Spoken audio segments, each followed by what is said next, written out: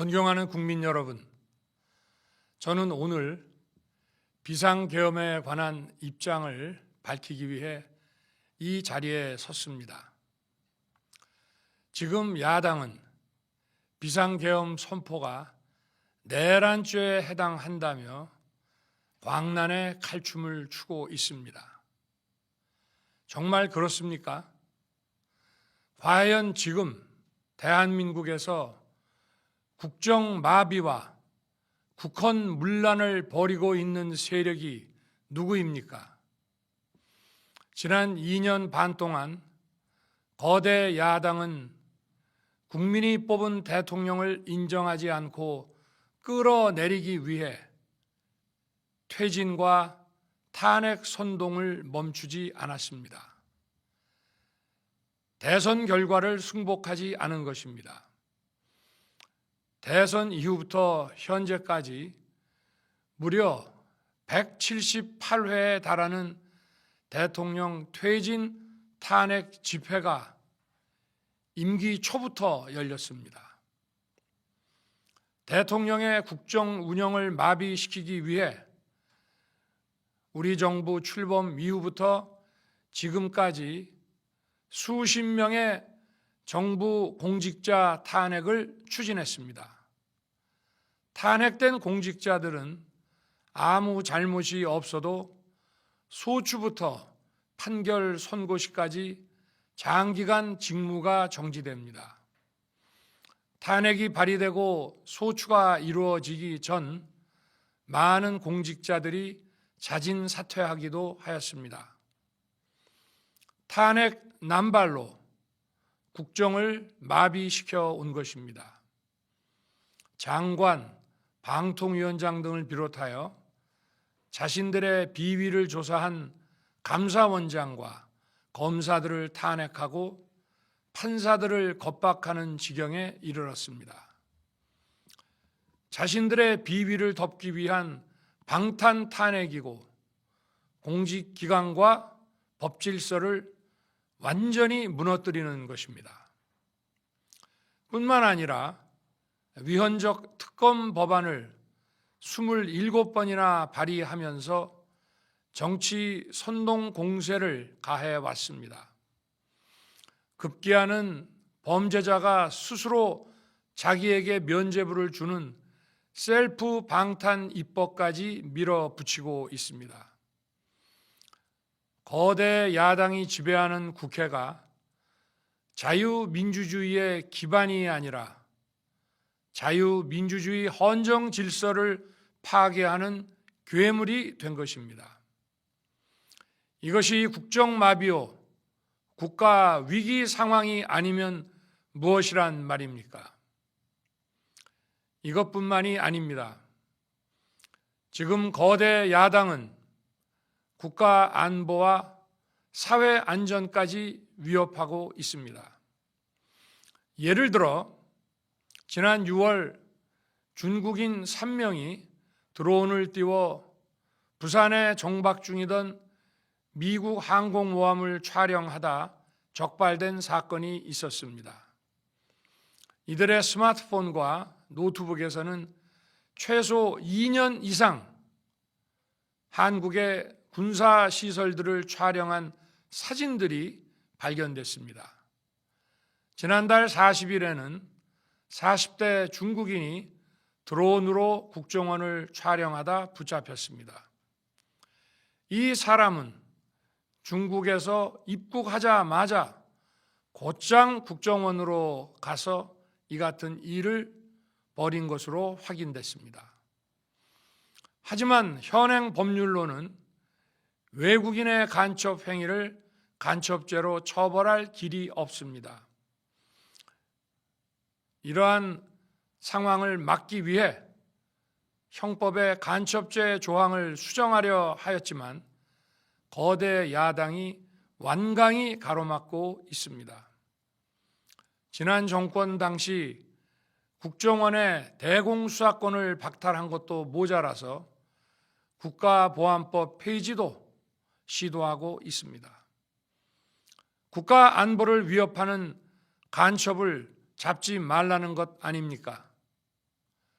북한의 불법적인 핵무장과 미사일 위협 도발에도, GPS 교란과 오물 풍선에도, 민주노총 간첩 사건에도 거대 야당은 이에 동조할 뿐 아니라 오히려 북한 편을 들면서 이에 대응하기 위해 고군분투하는 정부를 흠집내기만 했습니다. 북한의 불법 핵 개발에 따른 UN 대북 제재도 먼저 풀어야 한다고 주장합니다.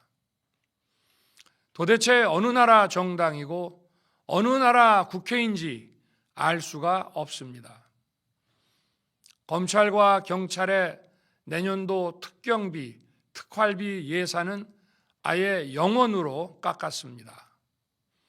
금융 사기 사건, 사회적 약자 대상 범죄, 마약 수사 등 민생 침해 사건 수사, 그리고 대공 수사에 쓰이는 기묘한 예산입니다. 마약, 딥페이크 범죄 대응 예산까지도 대폭 삭감했습니다. 자신들을 향한 수사 방해를 넘어 마약 수사, 조폭 수사와 같은 민생 사범 수사까지 가로막는 것입니다. 대한민국을 간첩 천국, 마약 소굴, 조폭 나라로 만들겠다는 것 아닙니까?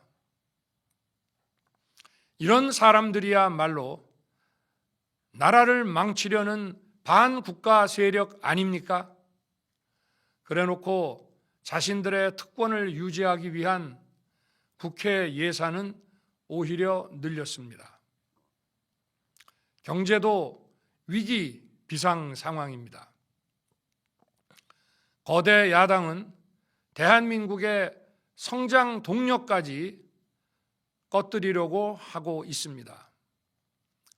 민주당이 삭감한 내년 예산 내역을 보면 잘 알 수 있습니다. 원전 생태계 지원 예산을 삭감하고 체코 원전 수출 지원 예산은 무려 90%를 깎아버렸습니다. 차세대 원전 개발 관련 예산은 거의 전액을 삭감했습니다. 기초과학연구, 양자, 반도체, 바이오 등 미래 성장 동력 예산도 대폭 삭감했습니다. 동해가스전 시추 예산, 이른바 대왕고래 사업 예산도 사실상 전액 삭감했습니다. 청년 일자리 지원 사업, 취약계층 아동 자산 형성 지원 사업, 아이들 돌봄 수당까지 손을 댔습니다. 산업 생태계 조성을 위한 혁신 성장 펀드, 강소기업 육성 예산도 삭감했습니다. 재해 대책 예비비는 무려 1조 원을 삭감하고 팬데믹 대비를 위한 백신 개발과 관련 R&D 예산도 깎았습니다. 이처럼 지금 대한민국은 거대 야당의 의회 독재와 폭거로 국정이 마비되고 사회 질서가 교란되어 행정과 사법의 정상적인 수행이 불가능한 상황입니다. 국민 여러분, 여기까지는 국민 여러분께서도 많이 아시고 계실 것입니다. 하지만 제가 비상계엄이라는 엄중한 결단을 내리기까지 그동안 직접 차마 밝히지 못했던 더 심각한 일들이 많이 있습니다. 작년 하반기 선거관리위원회를 비롯한 헌법기관들과 정부 기관에 대해 북한의 해킹 공격이 있었습니다. 국가정보원이 이를 발견하고 정보 유출과 전산 시스템 안전성을 점검하고자 했습니다. 다른 모든 기관들은 자신들의 참관하에 국정원이 점검하는 것에 동의하여 시스템 점검이 진행되었습니다. 그러나 선거관리위원회는 헌법기관임을 내세우며 완강히 거부하였습니다.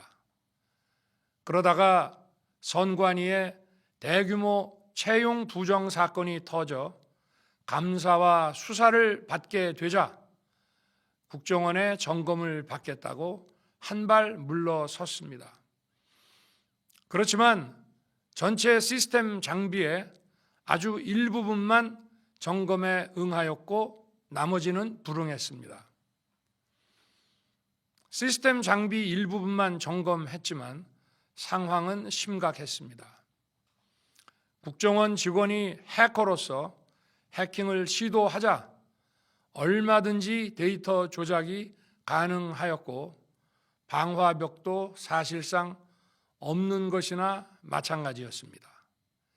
비밀번호도 아주 단순하여 1, 2, 3, 4, 5 같은 식이었습니다. 시스템 보안관리 회사도 아주 작은 규모의 전문성이 매우 부족한 회사였습니다. 저는 당시 대통령으로서 국정원의 보고를 받고 충격에 빠졌습니다. 민주주의의 핵심인 선거를 관리하는 전산 시스템이 이렇게 엉터리인데 어떻게 국민들이 선거 결과를 신뢰할 수 있겠습니까? 선관위도 국정원의 보안 점검 과정에 입회하여 지켜보았지만 자신들이 직접 데이터를 조작한 일이 없다는 변명만 되풀이할 뿐이었습니다. 선관위는 헌법기관이고 사법부 관계자들이 위원으로 있어 영장에 의한 압수수색이나 강제 수사가 사실상 불가능합니다. 스스로 협조하지 않으면 진상규명이 불가능합니다. 지난 24년 4월 총선을 앞두고도 문제 있는 부분에 대한 개선을 요구했지만 제대로 개선되었는지는 알 수 없습니다. 그래서 저는 이번에 국방장관에게 선관위 전산 시스템을 점검하도록 지시한 것입니다. 최근 거대 야당 민주당이 자신들의 비리를 수사하고 감사하는 서울중앙지검장과 검사들, 헌법기관인 감사원장을 탄핵하겠다고 하였을 때 저는 이제 더 이상은 그냥 지켜볼 수만 없다고 판단했습니다. 뭐라도 해야 되겠다고 생각했습니다. 이들은 이제 곧 사법부에도 탄핵의 칼을 들이댈 것이 분명했습니다. 저는 비상계엄령 발동을 생각하게 되었습니다.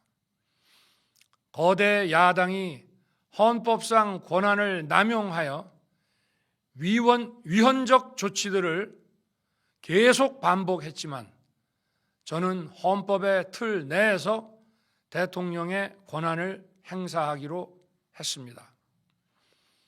현재의 망국정 국정마비 상황을 사회 교란으로 인한 행정사법의 국가기능 붕괴 상태로 판단하여 계엄령을 발동하되 그 목적은 국민들에게 거대 야당의 반국가적 패악을 알려 이를 멈추도록 경고하는 것이었습니다.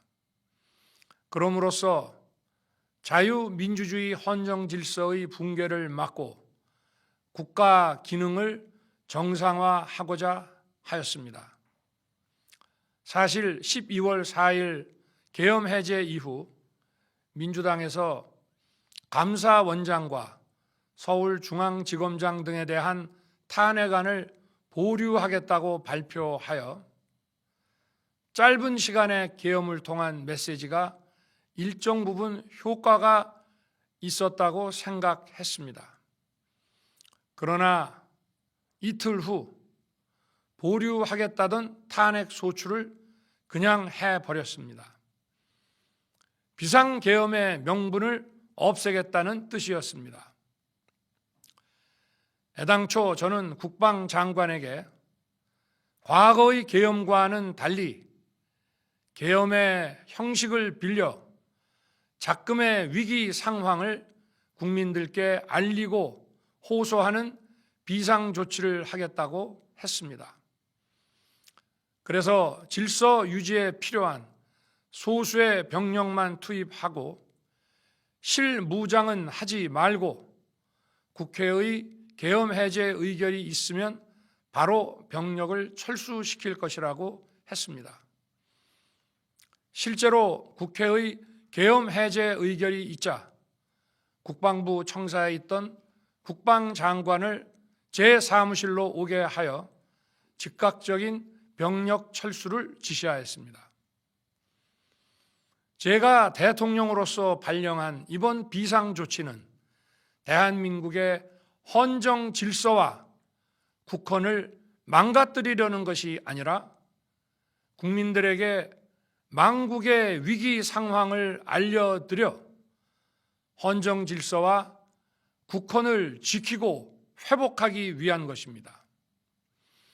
소규모이지만 병력을 국회에 투입한 이유도 거대 야당의 망국적 행태를 상징적으로 알리고 계엄 선포 방송을 본 국회 관계자와 시민들이 대거 몰릴 것을 대비하여 질서 유지를 하기 위한 것이지 국회를 해산시키거나 기능을 마비시키려는 것이 아님은 자명합니다. 300명 미만의 실무장하지 않은 병력으로 그 넓은 국회 공간을 상당 기간 장악할 수 없는 것입니다. 과거와 같은 계엄을 하려면 수만 명의 병력이 필요하고 광범위한 사전 논의와 준비가 필요하지만 저는 국방장관에게 계엄령 발령 담화 방송으로 국민들께 알린 이후에 병력을 이동시키라고 지시했습니다. 그래서 10시 30분 담화 방송을 하고 병력 투입도 11시 30분에서 12시 조금 넘어서 이루어졌으며 1시 조금 넘어 국회의 계엄 해제 결의가 있자 즉각 군 철수를 지시하였습니다. 결국 병력이 투입된 시간은 한두 시간 정도에 불과합니다. 만일 국회 기능을 마비시키려 했다면 평일이 아닌 주말을 기해서 계엄을 발동했을 것입니다. 국회 건물에 대한 단전 단수 조치부터 취했을 것이고 방송 송출도 제한했을 것입니다. 그러나 그 어느 것도 하지 않았습니다. 국회에서 정상적으로 심의가 이루어졌고 방송을 통해 온 국민이 국회 상황을 지켜보았습니다. 자유민주 헌정 질서를 회복하고 수호하기 위해 국민들께 망국적 상황을 호소하는 불가피한 비상조치를 했지만 사상자가 발생하지 않도록 안전사고 방지에 만전을 기하도록 하였고 사병이 아닌 부사관 이상 정예 병력만 이동시키도록 한 것입니다. 저는 이번 비상계엄을 준비하면서 오로지 국방장관하고만 논의하였고 대통령실과 내각 일부 인사에게 선포 직전 국무회의에서 알렸습니다. 각자의 담당 업무 관점에서 우려되는 반대 의견 개진도 많았습니다. 저는 국정 전반을 보는 대통령의 입장에서 현 상황에서 이런 조치가 불가피하다고 설명했습니다.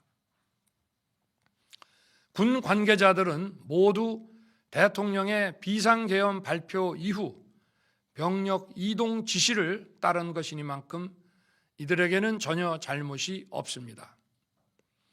그리고 분명히 말씀드리지만 저는 국회 관계자의 국회 출입을 막지 않도록 하였고, 그래서 국회의원과 엄청나게 많은 인파가 국회 마당과 본관, 본회의장으로 들어갔고 계엄 해제 안건 심의도 진행된 것입니다.